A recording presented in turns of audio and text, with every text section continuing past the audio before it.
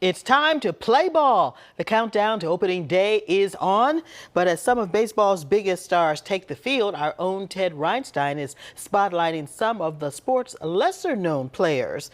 Ted's new book, Before Brooklyn, The Unsung Heroes Who Helped Break Baseball's Color Barrier, introduces us to the men on the diamond and those behind the scenes who changed the game. So, Ted, welcome to Cityline. How are you? What a pleasure. So nice to see you. And you know, the best part, Karen, I only had to travel from my desk to get here.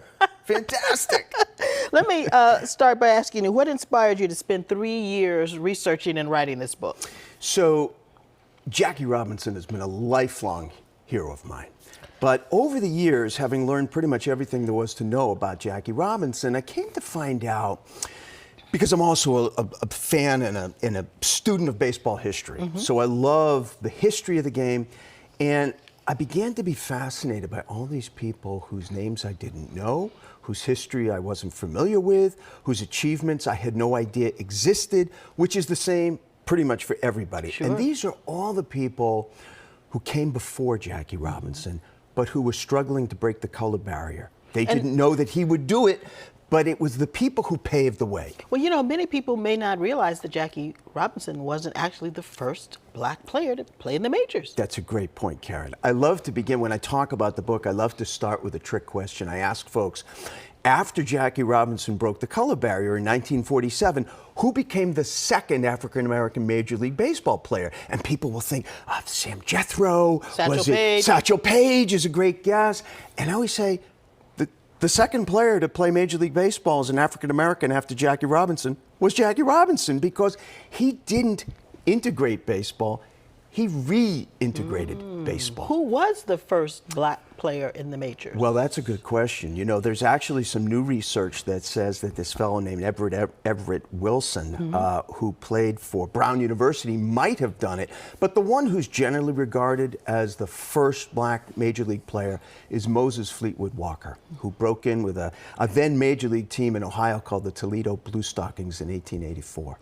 Wow. Now, Ted, I'm going to let you tell this story because it's such a great story that Jackie Robinson could have actually played for the Boston Red Sox. So we could be celebrating here in Boston every year, but instead it's going to the Brooklyn Dodgers. So tell us that story about how Jackie Robinson almost became a Sox.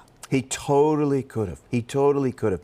April 16th, 1945, Fenway Park, 3 black baseball players, all of whom played in the Negro Leagues, Marvin Williams, Sammy Jethro, and Jackie Robinson, got a tryout with the Boston Red Sox. And the reason they got the tryout represents that whole struggle to break the color barrier, which involved these unsung heroes, one of whom was a Jewish Boston City councilor by the name of Izzy Muchnick.